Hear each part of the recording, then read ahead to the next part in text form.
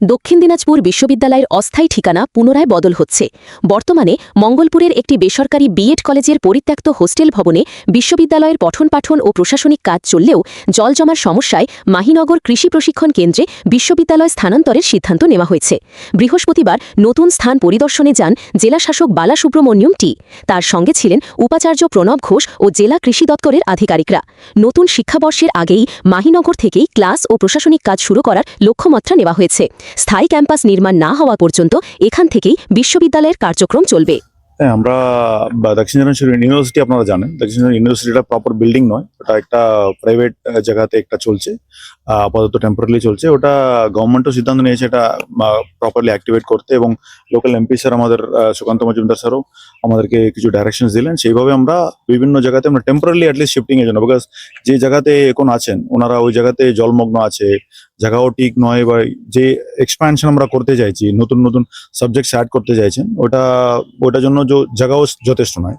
ওই জন্য বিভিন্ন জায়গা আমরা ঘুরে দেখছি। সেইভাবে আজকে একটা মাখিনাহারে একটা আমরা আগ্রি ট্রেনিং সেন্টার আছে, এর মধ্যে কিছু পুরোনো বিল্ডিংস যেটা আনইউজড বিল্ডিং আছে ওটা কি রিইউজ করা যায় কিনা আমরা দেখার জন্য এসেছি।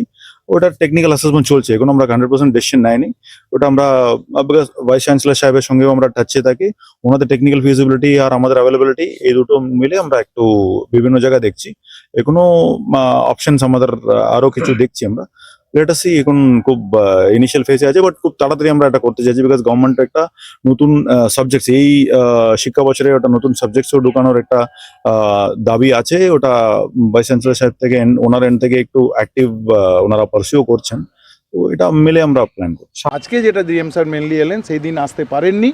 আজকে যেটা মানে দেখে গেলেন যে এখানে টেম্পোরারিলি বালুরঘাট ইউনিভার্সিটির ক্লাসগুলো হবে কি হবে না, মানে সম্ভব কি সম্ভব না ওটা দেখতে।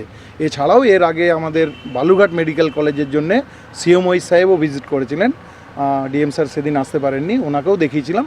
তো ওনাদের কিছু সমস্যা আছে, এনারা বললেন যেটা দেখে গেলেন আজকে, তাতে আজকে যা সিদ্ধান্ত হলো যে আমাদের এখানে আগে জওহর নবোদয় বিদ্যালয় এবং পরবর্তীতে উত্তরবঙ্গ কৃষি বিশ্ববিদ্যালয়ের মাজিয়ান ক্যাম্পাস যেটা এখন আছে সেটা এখানে ছিল কিছুদিনের জন্য। তাদের কিছু বিল্ডিং ব্যবহার করতো, ইনফ্রাস্ট্রাকচার ব্যবহার করতো, ওইগুলো রক্ষণাবেক্ষণের অভাবে নষ্ট হয়ে যাচ্ছে।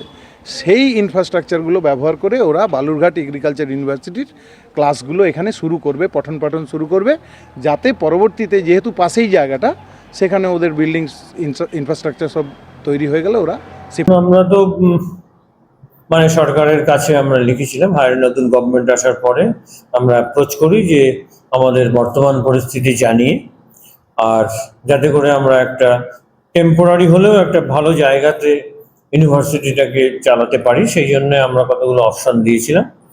সেই অপশনগুলো বিচারাধীন আছে।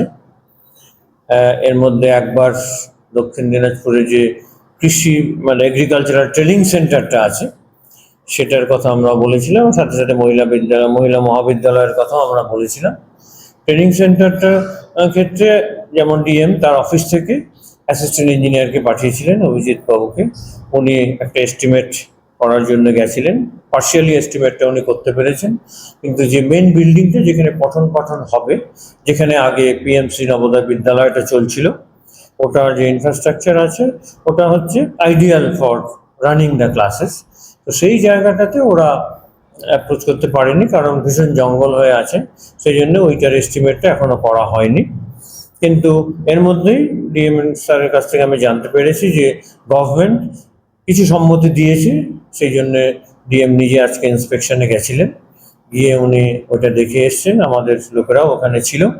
সেখান থেকে উনি একটা এস্টিমেট যদি করতে পারেন তাহলে গভর্নমেন্ট টাকা দেবে বলেছেন।